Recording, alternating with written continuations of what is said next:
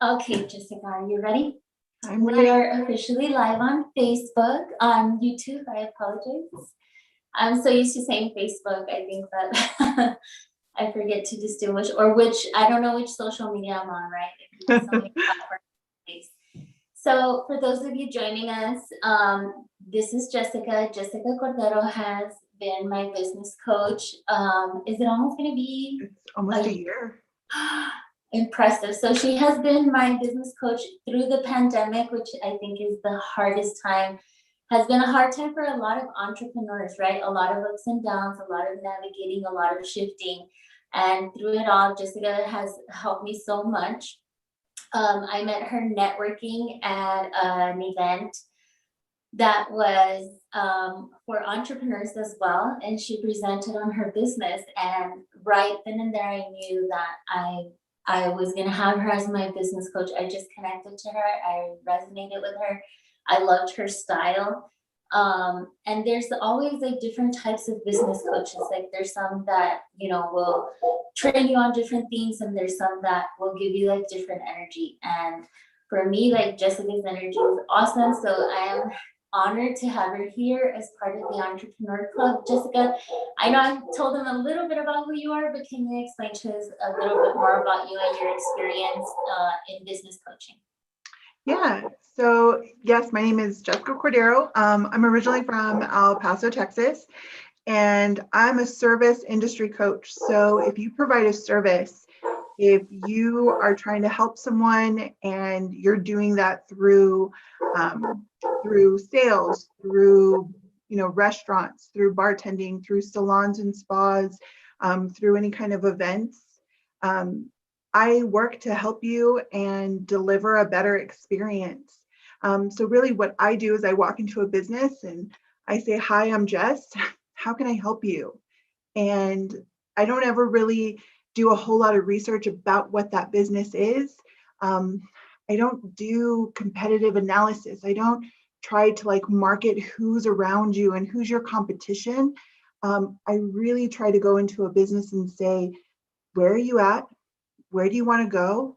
And how do we get you there? And then we figure out all those other business book things that tell you need to know who's in your market. You need to know who's down the street. You need to pay attention to what your competitors are doing. That comes later, right? I really dig into businesses and I want to understand where you are right now. How did you get there? Give thanks for that journey. And now, where are we going to go? And I help to make that happen for you. I've been coaching for like 100% just coaching for 3 years. And I really consider myself a lifelong learner. I've always wanted to share knowledge and gain knowledge and then work to keep it going. It doesn't stop with me. And if I'm the only one who knows it, what good does it do? Right? So that's really how my business industry box came about. And Michelle has been amazing. She's actually taken me from just working with salons, spas, restaurants, and bars, and has really opened the door for me to a whole new market. Again, just understanding where we are and where we want to go. So I'm excited to be here, and thank you for joining us live. I'm really excited to see what this discussion does for us today. I'm excited. So I did learn that now, like leadership is so important, and sometimes we forget as entrepreneurs that it's more than like being able to do accounting, more than like even still finding. I find that the most important aspect of almost any business is that they have an owner that is a true leader, because it will make you work harder for that leader than if you have somebody that's suppressing you. So finding somebody that feeds you energy, like I thought that was amazing. So let's go into the book a little bit. So tell us the name of the book. Okay. So we're going to be talking about tribal leadership today. And I'm sorry, I don't have the book jacket. I've had this book for so long that all I can show you is like the book edge, so tribal leadership. And it's really essentially about understanding the tribes that live in our businesses, right? We have these vast organizations of communities and just people who naturally come together. You know, you have organizations that you gravitate to for networking or for like-minded events or church gatherings, or at the basic level of like humanity and what this book covers, gangs, right?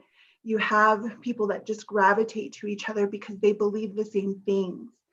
And so what tribal leadership has done, it's a study over the course of 10 years. These researchers studied over 24,000 organizations, and this is the presentation of their findings. And what they said is there's 5 organizational tribes that live within businesses or communities. And they've identified a tribe as being anywhere from 20 to 150 people. And while most of us are small business owners and a lot of us won't have, you know, a full 20, many of us will, but some won't. I believe that these aspects can still apply to teams of 10 and 15. And it's identifying these ideas that will get you to 20 to 50 to 150, right?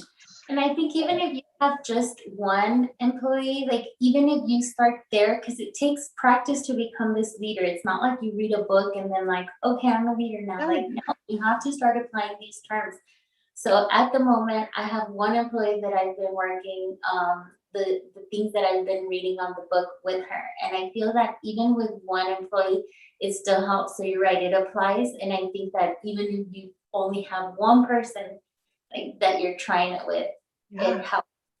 Yeah, and it does. You're exactly right. It gets you that practice. So just like real quick, how many of us have had a boss, somebody that we've had to show up to work every day and we're accountable to them in some way? I mean, I have. Anybody else? We've always been entrepreneurs. So when you show up to that boss, what are they doing? How are they cultivating their culture? And so what this book did was it showed me about 10 years ago, before I was even really ready to process the information that it contained, it broke down these 5 stages. And so the first stage says, life sucks, right? And I have no control over it. I'm a victim of circumstance. I exist every day and everything kind of happens to me, right? These people will live in the idea, this is kind of where that saying going postal came from, right? There's just like no hope and there's nothing they can do about it, right? And that's where the reference of, this is really where gang life starts. They will find their tribe or their community that believes life sucks. And these are the ways that we're gonna forage and scavenge and blame and turn to violence, turn to drugs, turn to addiction, because that's my inner and core belief, right? So we're not going to spend a whole lot of time there because 1, it's no fun. And 2, I don't think any of us are existing at that level, right? But as a tribal leader, what's important is that we acknowledge that that tribe exists. And some of us are in nonprofits. This is a really great work for nonprofits, those who are working with our Opportunity Center. The Reynolds Home in El Paso does amazing work. Any organization like that has to really dig into that level so that we can recognize those and the language that they speak to move them to tribe 2. And tribe 2 says, my life sucks, which is oddly enough, leveling up. It actually is taking you out of the world sucks, life sucks, there's nothing I can do. Do you know, it's just me, right? And actually the my life sucks mentality is about 25% of where our current job market lives. This is where that cartoon Dilbert came from, right? He always had something super funny to say, I think there's like a whole cup series that came out of him. And I think he's still being published today in newspapers across the country because it's just so relatable, right? We're really indifferent. There's an evil boss. There's somebody that we can point to that's keeping you down, right? But oddly, it's just you, right? Then there's tribe 3. Tribe 3 is somebody who was at 2 who said, you know, I can be better, I can be great. And they did. They became great. And I'm good. I crushed my sales numbers. I will be better than you. For me to be great, you kind of suck, right? And that tribe 3. Go ahead. And so tribe 3 is actually where about 48% of our communities live. And it's the dominating. Did you just say 48? 48. Okay, so it's important to understand this because in the book they also tell us that you can only move one up.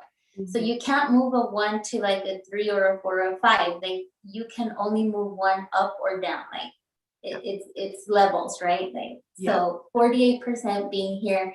This is where we have to understand that half of the people that we know, statistically belong to this group. Yeah. In the book, there's this really great story, and it's 3 doctors walk into an elevator, and one doctor says, last week I did the most surgeries that this hospital has seen in a month. I did it in 7 days. And the next doctor says, yeah, that's great. But in 1 week, I researched the most vulnerable, cures and diseases that we had. I'm making a difference. I'm going to find the way out of cancer. I'm going to find the way out of AIDS. Then the last one says, yeah, while you guys were doing surgery that a robot's going to do one day and research that isn't going to be important much longer, I was teaching the new group of residencies, right? I'm the future of medicine. And they walk out all glad, handing each other, clapping each other on the back. And that's what tribe 3 is. I'm great. I'm the best surgeon. I'm the best teacher. I'm the best researcher. And you're not, right? And that's where everybody lives. And everybody's okay, right? Almost 50% of us are okay with that. And it's a very I mentality. And I'll totally fess up. When I read this book the first time, that's where I was. I was a 3. I was great. I hit that goal. I crushed those sales numbers, and I drove people to 2s. People who were really amazing employees said, I have an evil boss and I hate working for her and I hate going to work every day because all she does is tell me what I'm not doing. Not that I did all these other amazing things. It didn't matter. I had to point out what you were doing wrong because I thought I was helping you, but I wasn't. I was driving you farther down. I was moving you a level to a place that nobody really liked, and it's really common. Something that's really powerful about this book is that at the end of every chapter and throughout each chapter, each stage, it actually gives you like self-reflection and coaching tips for you to like look at yourself and say, where am I living? And what are the insecurities? What are the vulnerabilities that as a leader, as a manager, as somebody who wants to make a difference, I need to face so that I can be better, so that I can move either within that tribe, which you did really great, Michelle. You explained that there's within each tribe, there's actually levels. There's a beginning, a middle, and like an end, right? So maybe I need to move within my 3, or I'm ready to actually move to the next level. So does anybody have any questions so far? I know this might be a little off format. Is there any questions so far before we go on? No? Okay. I'm not smart enough. I'm sorry? Sure. Is there an echo? Can you hear that? A little bit. Yeah, I can hear you better now. Oh, you can? Okay. I can, yeah. Go ahead and tell Okay. me. I think you might have just cut yourself off quickly, so I didn't get all of it. Oh, okay. I just said I'm not smart enough for questions. That's all. Oh, so you're a classic 2. We need to figure out what's happening there, right? That's a lot of, that self-deprecating talk that exists. So maybe that's a vulnerability or an insecurity that you would need to like work through. And this book does an amazing job at helping you with that. So a lot of my discussion kind of talks about or stays in that 3 because that's the majority where people live. Some of the big factors that show you that you're at a 3 is that you hoard information, that you have like spies. You have these people who, you know, they'll tell me everything. My team always comes and shares with me what's happening. But then what did I do with it? I held on to it. I didn't take it to the next level. I didn't take it to the person who could make a difference. I didn't make a difference with it because would it hurt me or would it help me to share? If it helps me, I'm going to go tell everybody, right? But if it could potentially hurt me or get in my way or my progress, I often hoard it, right? Is what 3s will tell you. And so what happens when a 3 moves to a 4 is a 3 has this like epiphany, right? And there's a whole book or a whole chapter in the book that talks about it. And it's this realization that I want to make a difference, that I can get more done if I wasn't doing it alone, right? And so Michelle and I, when we say we met at a networking event, that's actually the power of what 4s are. 4s will live and work to always network. Same thing with Miss Lorena and her Breakfast with Friends. It's about connecting. It's about saying, you said you needed construction, and here's the best construction man I know, and I'm going to introduce you. And now you two are connected because I work to help make that happen. And now I'm not great. We're great, right? I'm not great in my organization. I've moved from me, look at me, I did so good, to look how great we're doing, right? And so we take that mission of being great, and now we're not competing against another person. Now we're competing against another product, or we're competing against another company, right? But we've really taken our mission from just me to we, right?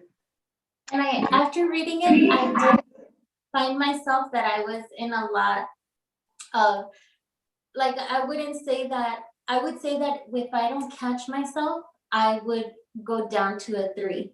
And then I'm like between a 3 and a 4. And so now it just makes me aware so that I can be like a full 4 working towards like heading up another level, right? So it did make me self-aware because I had no clue that we even exhibit these patterns, but I felt like I was like, oh my gosh, like maybe I've acted this way in the past too.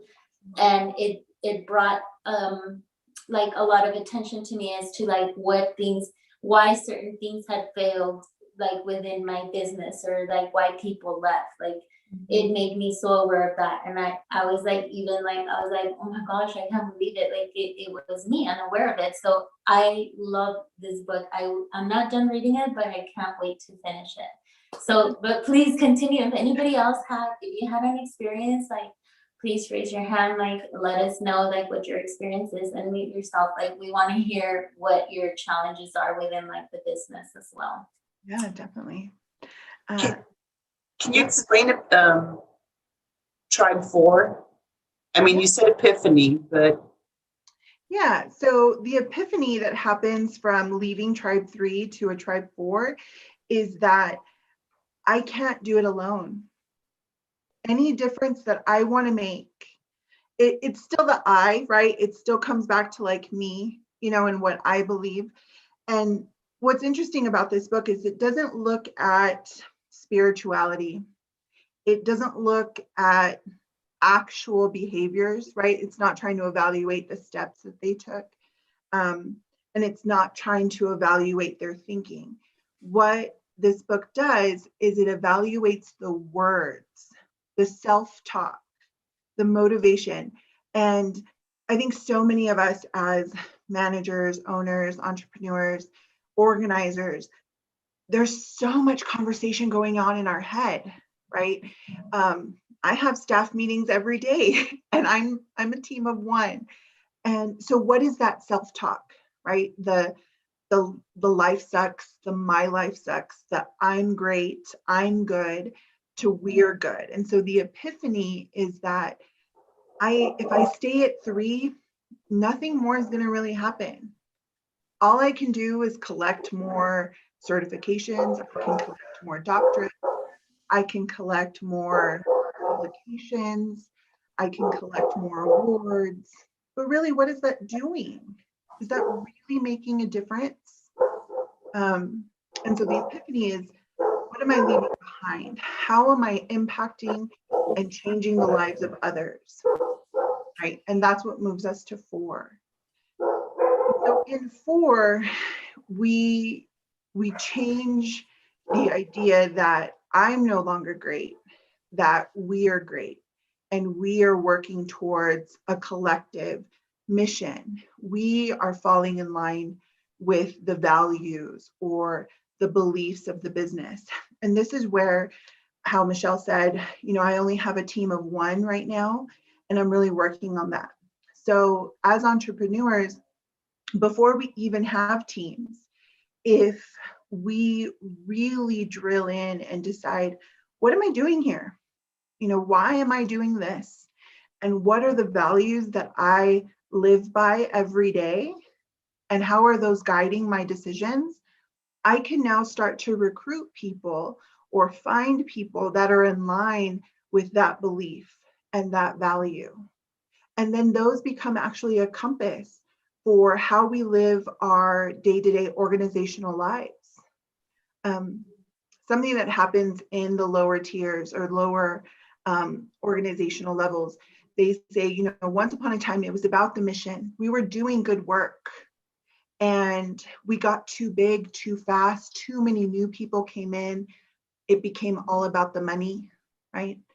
And so they lose the opportunity to live that mission and live those values. 4 really brings those back in, and 4 makes those values important. 4 makes the words that we use important.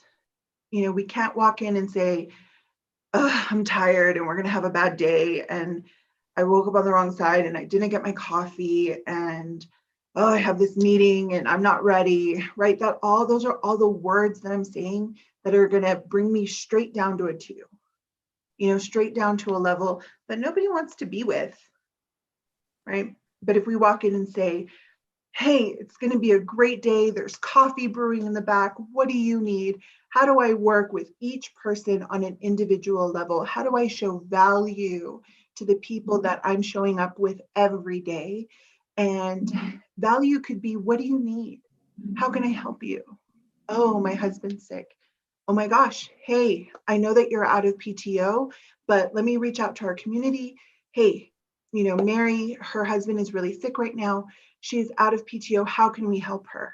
If you're a 4, your tribe is coming together and everybody's giving Mary 5 hours so she can take the week off to be with her husband, because it's just in them to want to make a difference for someone else, right? And we all agree that that's where we're living and why we're doing it.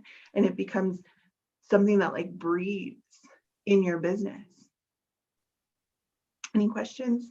I feel like I'm just talking and I want to keep going, but I want to make sure everybody's where you are. So I also thought that maybe I was unaware of when people were on a level 1 or 2, right? And then now it's made me aware of where they sit and where their energy is, because if their energy level is at a 1 or 2 and you're at a 4, you can't expect them to come up. Now you understand that it's stages. Mm-hmm. And that became that was an eye-opener for me. I was oh, okay, so yes, I can see why this one was a 2. I can see the categories that each employee fell into, or even with coworkers. It's also important, even you have coworkers or people that you're working with. Like, this applies to almost everything in life. Like, I would even tell you, even my kids, you know, I'm like, okay, so now it helps me help them move to another level. Like, And that's really powerful. One of the big characteristics, once you've become or realize that tribal leadership can impact your life and your business, is you have to be able to speak the language that is spoken in each tribe. While I've never been a gang member or a drug addict or just hated life so bad, I have to have a level of empathy that can recognize this is what you're going through. What do you want? And how do we get you there? And not suddenly say, all right, we're amazing, let's make this happen, right? They have to recognize something in themselves that says, all right, life isn't so terrible. And maybe I'm doing some things that need to happen. Okay, what are you doing? Let's get you a motivation plan. You have to speak the language of each tribe. And that's what being a tribal leader in your organization, in your life, in your networking, it becomes really powerful. And it moves not only businesses, but it moves communities.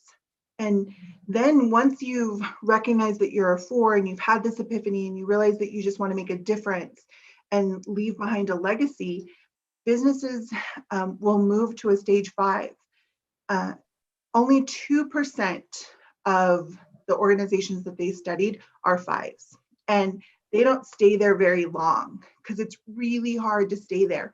The biggest category of a stage 5 is that life is great, right? There's no worry. And this is where revolutionary work happens. An abundance of creativity will happen. New collectives of like artists. So I'm definitely interested to speak with all of you, especially our El Paso International Music Foundation, and how they cultivate artistic communities, because that's often an organization that will live at a 5 when really remarkable pieces of production come about. 5s are Google and Apple when they make brand, like when the Apple iPod first came out, that was a 5 because they were doing revolutionary work. There was no level of competitor existed because the work had never been done before, right? And to stay there is really hard because once you're there, somebody's coming up behind you to, I'm going to do it too. And then you kind of fall back to a 4 and you figure out where you need to be and what you want to do. And then what's the next big revolutionary project that you want to work on? What's the next life-changing, the Declaration of Independence? That was a tribe of a level 5 community saying we are going to make a difference, we're going to leave a legacy, and we're going to do work that was never done before. And it's a document that exists today, though flawed, it exists. And that's what the power of a 5 can do, is when we decide there's no competition. I'm in competition with no one. And I'm just going to do my best at my most creative and free. And so being a team of 1 or 2 or a collective of creatives, the possibilities are endless when you can get there. Can we take a moment and kind of go through each of us to understand where we are and who we are and what we're doing and why we're here today? Yes, I love that actually. And I think that this is something that can also help Eric.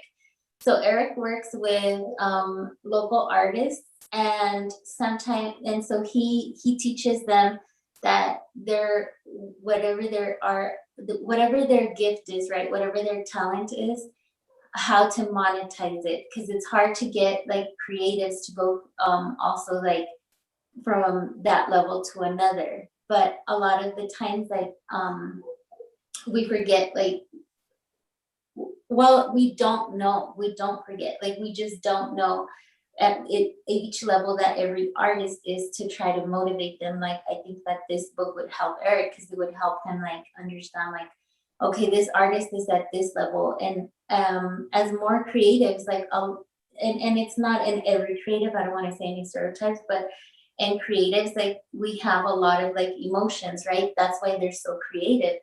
And so it's being able to manage their emotions to stay like at a 3 and a 4, so that at the 3 and the 4 they're thriving. Mhm. Yeah.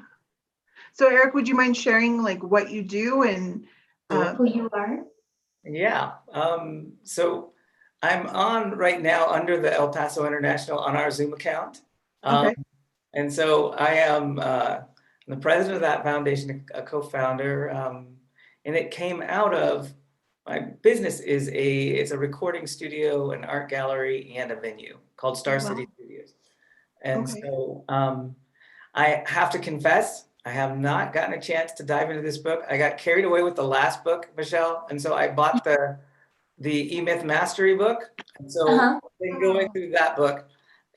But just to prep, I was like, okay, well, at least I'm gonna see if there's any like summaries or anything on YouTube, so I'm not going in here completely blind. And I love it. I mean, the title of it, I totally did. And so with Star City, we have a team of probably about 12 to 13. And we're a little bit different. We struggle a little bit because we're kind of creating a model that doesn't really exist right now. We don't use a typical staff, engineers, and producers. We took the idea of a collective concept. And so we Wow. have producers and engineers they're independent. They are their own business owners and contractors. We have a couple of senior engineers who we lean on quite heavily just because they've got a lot of experience and are really good in the industry. But the model is basically, we believe that, we're not in competition with the other spaces, but in community with them. And so if we could build a space that had, top of the line is high quality equipment and gear and spaces we could afford. We also recognize there's a lot of home studios and a lot of smaller studios as well that don't necessarily have the means or the facility to do some of the things that we do.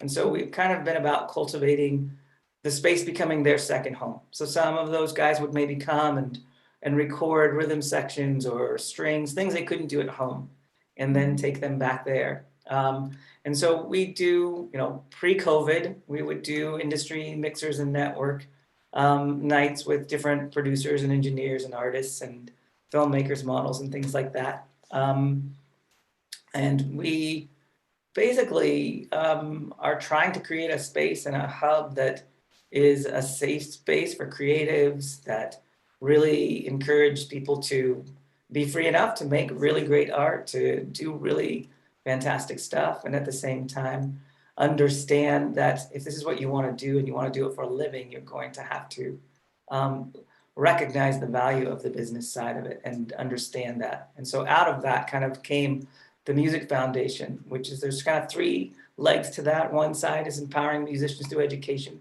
So we do workshops on licensing and publishing, on musicianship, on branding and marketing, and different things like that. And then another leg of it is connected to, because most of us artists are, like Michelle was saying, we're all about the art and all about making great music, not typically the best at taking care of ourselves, usually self-employed, so don't have insurance.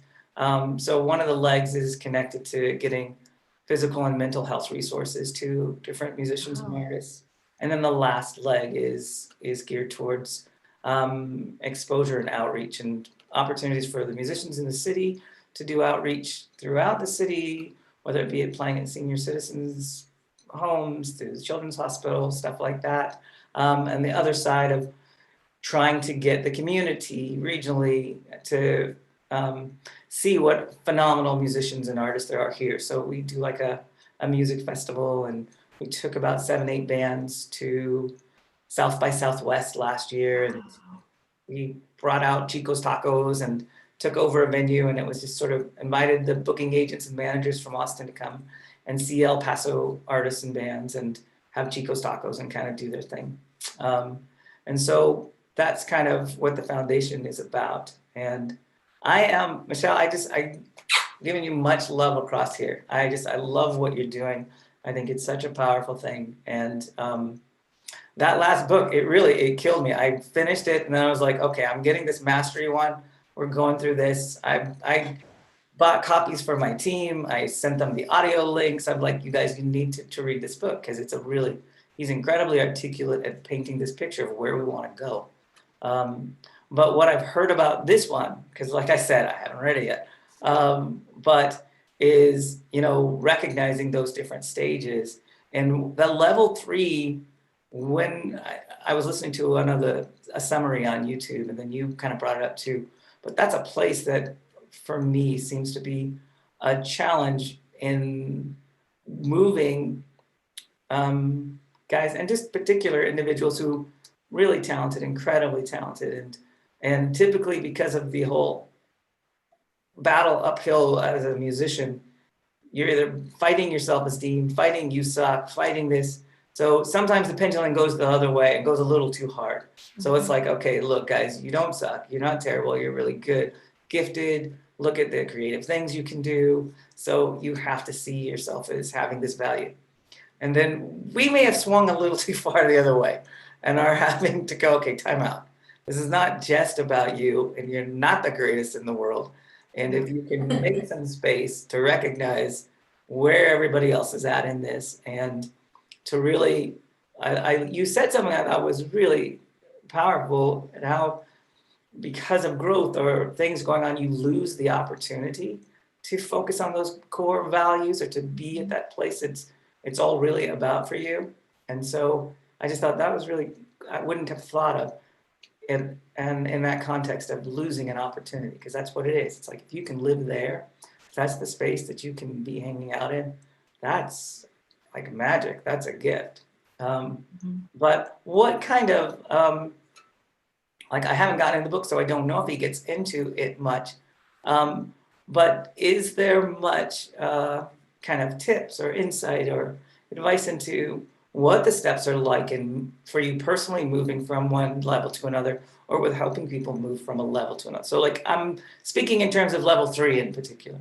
Yeah, so the book definitely does give you, they give you two things. They give you insights and they give you coaching tips.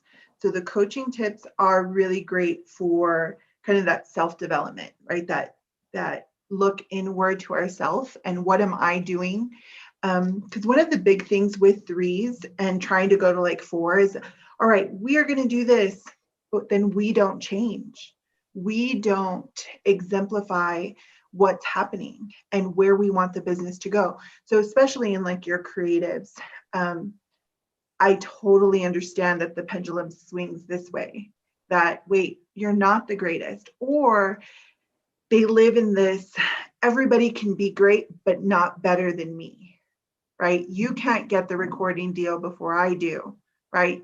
I'm from the hair industry, so you can't get the award. You can't get the product deal. You can't get the knowledge before me that will make you better than me. I always have to stay ahead of you. And those are one of the biggest team killers, right? That we hoard that knowledge or hoard that access. And so the book challenges you to face, are you doing that? And if your team is doing that, here are some questions to ask. And depending, it kind of takes you on like a roadmap. So if their answer is this, ask them this. If their answer is this, ask them this. And it'll take you through coaching conversations, because we don't want to essentially destroy that idea that they are great, because I think one of the greatest ways to keep going is to have that core belief in yourself. And if we work to try to either demonize that or break that down, we could essentially crush somebody that would have really reached milestones we can't even imagine. But we can also stand in front of them and be a mirror and say, hey, this is how you're showing up. Oh, I never knew that. That's not how I do it. Okay, well, let me help you see some examples. And I still value you. I still recognize that you have an amazing contribution, and look at all the things that you've done. Those are really powerful. Now, what could you do if you had a team, if you brought somebody along with you? And one of the biggest ways to help somebody from a 3 to a 4 is to show them that you believe in a project that they've accomplished, and then give them a bigger project that they will only be successful at if they work with someone else.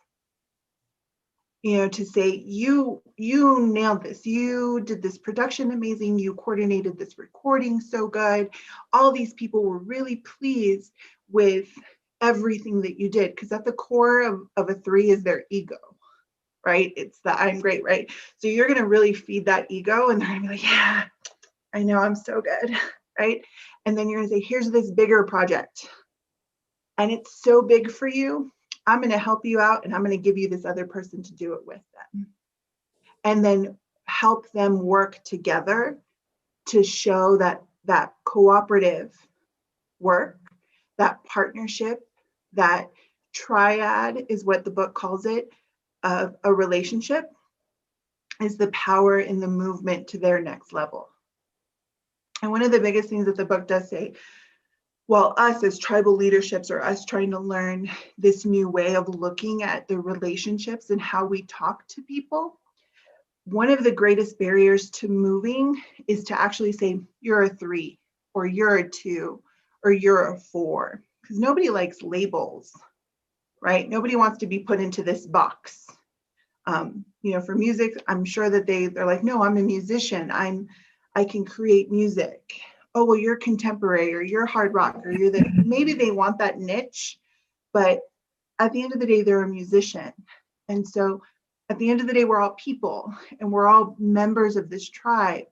And so we don't ever want to say you're a 3, but we could identify that they have traits of speaking and behaving as a 3. And here's the potential to exhibit and speak in traits that resemble a 4. But we don't ever want to like try to pigeonhole anybody. These are really just tools for us to evaluate our businesses and our teams and our collectives to continue to move them forward. Does that help to answer your question, Eric? Absolutely fantastic. Thank you. Yeah, for sure. All right, Ms. Lorena, you want to share with us what you're doing these days and how this can help you? So Lorena is actually she is she works for Transamerica, and but at the moment she's also working on moving her breakfast with friends into a business. So not only to making it virtual, but also turning it into a business.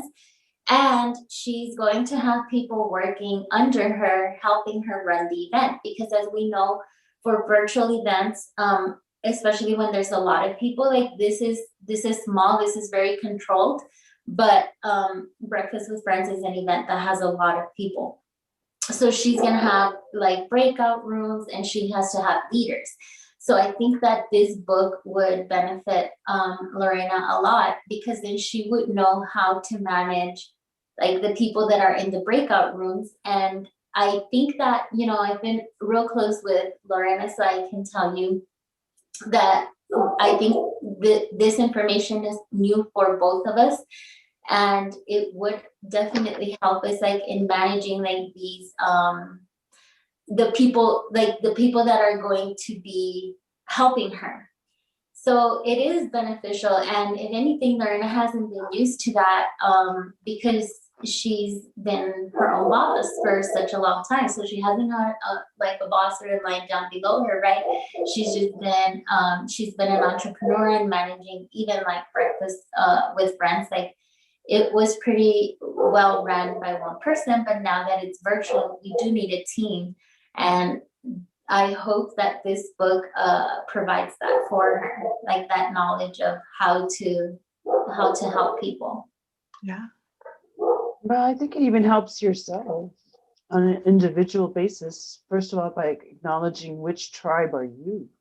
Yes, absolutely. And let me not fall into like something deeper, right? Because sometimes our emotions are all over the place. Right. And we fail to acknowledge, like, we're like, what did I do? And then now I'm telling you, I can go back years and realize this. Right. So do you feel that What else, what other parts of life can you apply it to other than yourself? For you. Other, Sorry, for me or for Lorena? For Lorena. sorry. Okay, that's what I thought. okay. For myself with this book, I can use it pretty much on an early to acknowledge what kind of person you're dealing with. And in sales, it doesn't have to be hiring people, but it could be acknowledging the person that you're working or doing business with. Mhm. Yeah, I think that's a really great point, especially as we move. Remember, the power in this book is how we speak.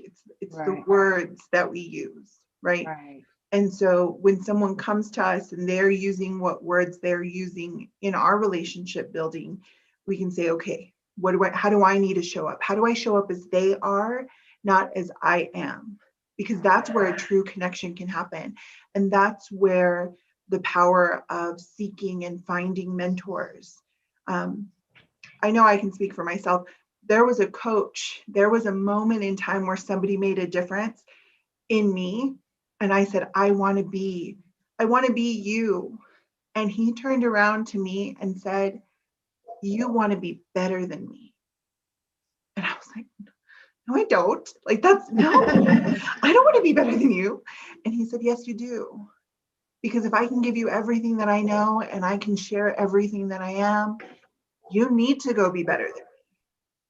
And at 27 years old, I didn't think I would ever want to be better than this man. He has been a role model and an example in my industry and my career.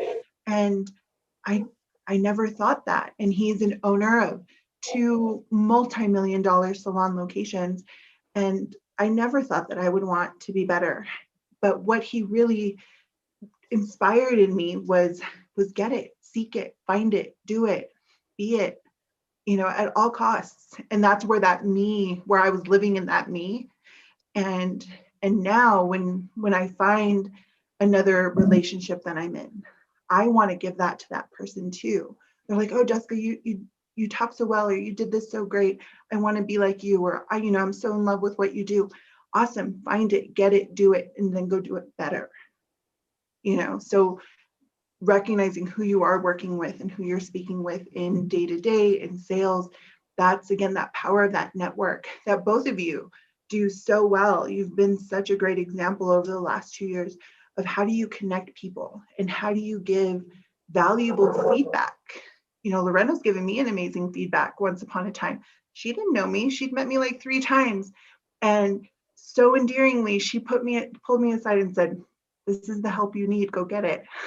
I said, okay, right? Because there was somebody standing before me achieving what I wanted to achieve and gave me the opportunity and the insight to see myself, to hold up that mirror. So essentially you were a tribal leader before you ever read or faced this book. Sometimes that just shows up innately. And the book now just gives you a roadmap to look at yourself and how you move between the stages. And now how do we move people up and out of where they are?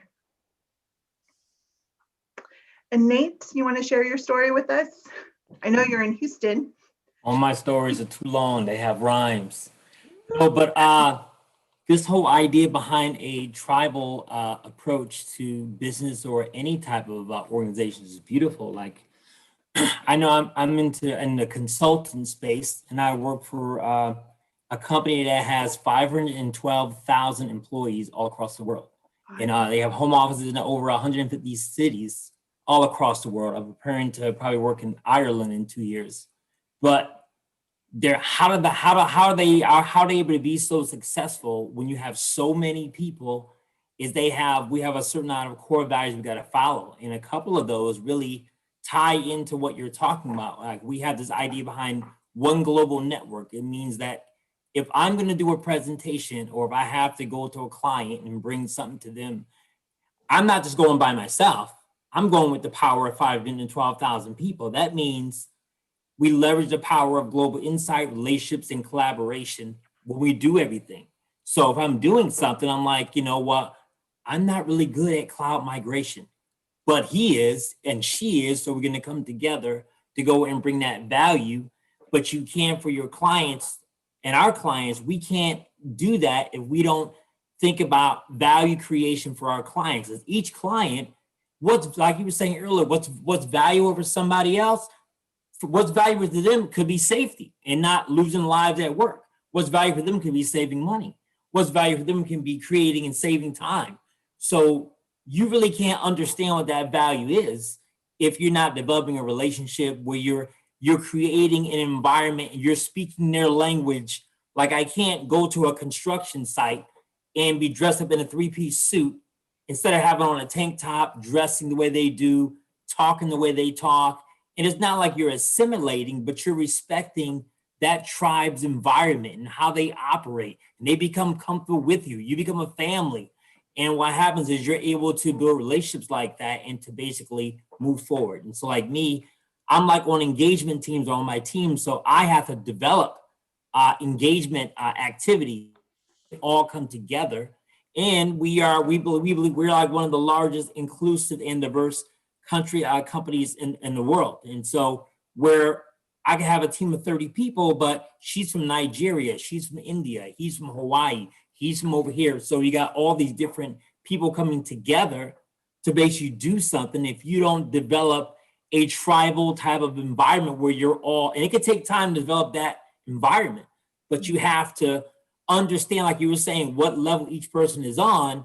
And if someone's like on a level 1 or a level 2 and you're like a 5, I'm like a 17, you can't basically, discredit them. You got to know where they're at, and you got to know how to get them to where they need to be by allowing them to shine in where they're at and growing together as one team. And that's what a tribe can do. So I think it's a beautiful approach.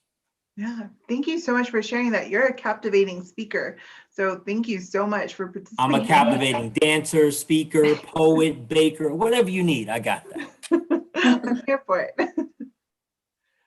Yeah, it is. It's I believe it's definitely a book that if you read it at different stages of your managerial or leadership or entrepreneurial journey, you're going to find different moments and pieces that you're truly living. In rereading it in preparation for this, there was this one sheet, and it was communicate with transparency, over communicate often, and share when you believe in someone else. And that was all, those were all moments on the same page. And I took a picture of it and I sent it to a former HR director that I had early in my career. And I said, wow, these are living words that I got to experience firsthand for 4 years working with you, because that's how she showed up every day. And those were the things that she shared with me as an early manager, saying, Jessica, over communicate, overshare. If there is information, don't ever be a bottleneck, be fully transparent. And I could hear her in her words, in her sound, what it was like to have her in front of me. And I sent her a screenshot and said, you live with me every day. 10 years later, I see you in words, in books, in actions. And leaders stay with us forever. Managers, we manage systems, we manage checklists, we manage operational tools. These are the expectations to open our business. This is the expectation to close down the recording studio if the amp is left on, if the burner is on in the restaurant, if this isn't cleaned on the table. Those are things that we manage, right? And there are clear expectations, and we either did them well or we didn't, and we need to give you resources to do them better. But what we do is we lead people. We say, we believe in you. We see something in you. You inspire me, right? And I think sometimes, especially in today's work environment, that's gotten lost. We're managing people. We're treating them like commodities.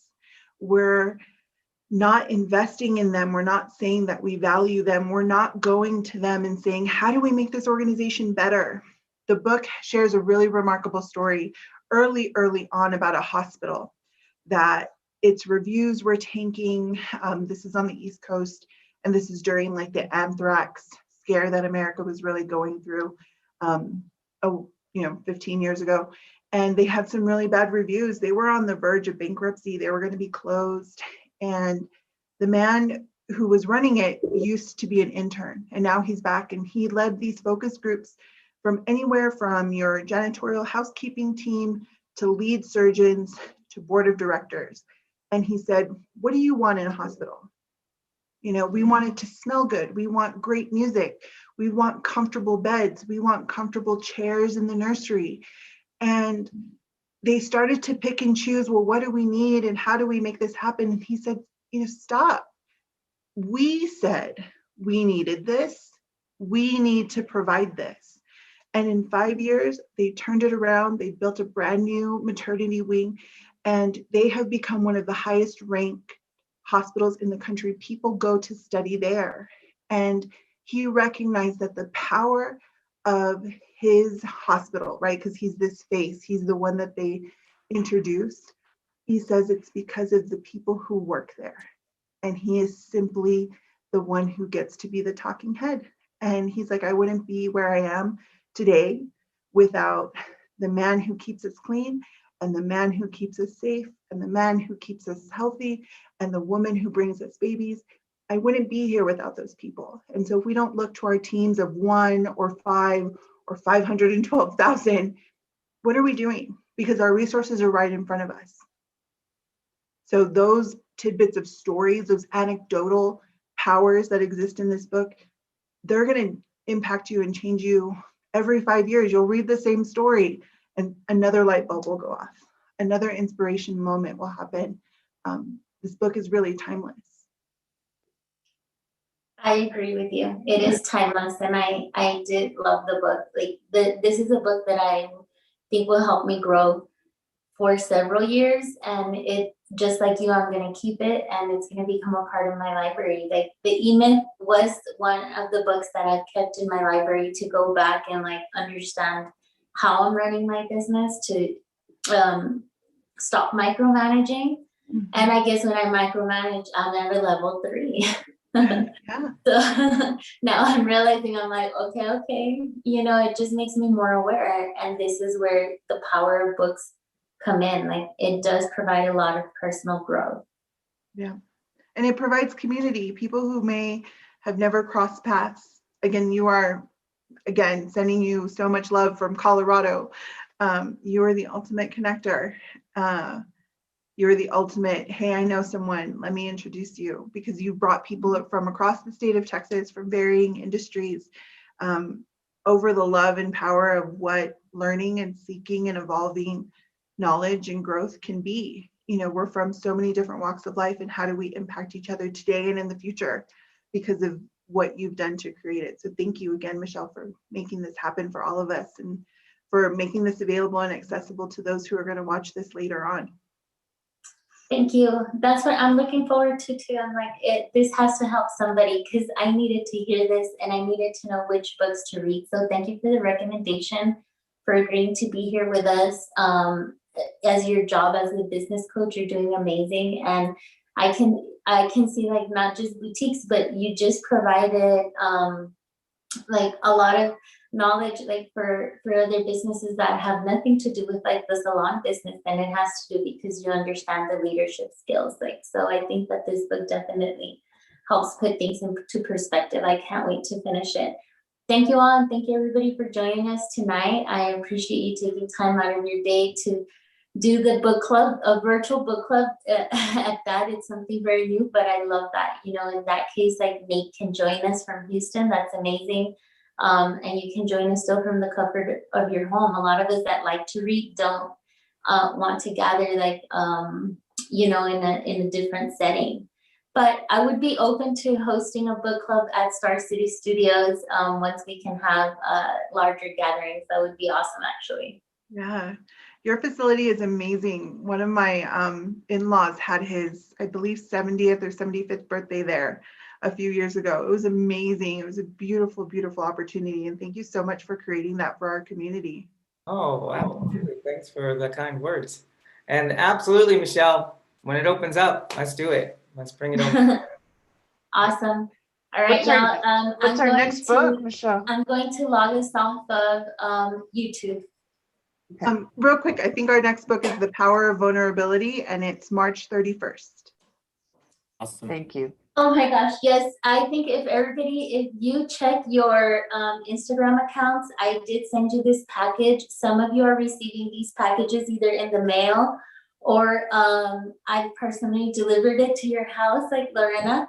But I believe Eric, Nate, and Jessica, you guys are getting yours in the mail. It has the flyer that has the information for the next book so that either you can decide which ones you like, if you want to try all of them, or at least be ordering the books on time.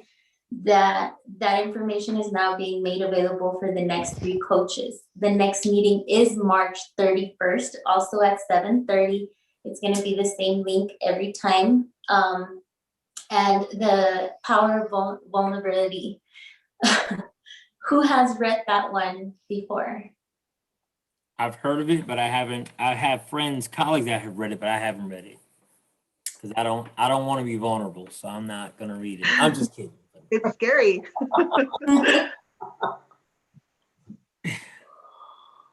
Have you read it, Jessica? I have. Yeah, it was a good read. It's a tough one too, because nobody Really? likes to admit where they need to move. No, I don't like being vulnerable, so I'll read it because I know I need it. That lets you know that we need it. Yes, and that's what a lot of these books are, right? Like even discovering like at what level I was on this one was enlightening. Like I was like, Oh, I know Brene Brown. Okay. Oh, Brene Brown book? Yeah. Okay. Okay. She has tons of great books. Awesome. You should check Oh. out, she has a TED Talk. She has several TED Talks, I but would love to read this book. This is great. Awesome. Yeah, she's amazing. Yeah. Great. Good. All right. Well, I thank just you. want to ask one question before we leave. Michelle, do you sit on one side of the couch on purpose? I would normally sit in the middle. So you're sitting in one I side have like that. pillows, Oh, okay. Okay. I was wondering why you're just like against the but I wall. can put the pillows on any side, and I think at some point this side felt more comfortable. I was like, Oh, okay. Nice. Thank you guys very much. thank you. Thank you. You guys have a Bye. great night. Good night.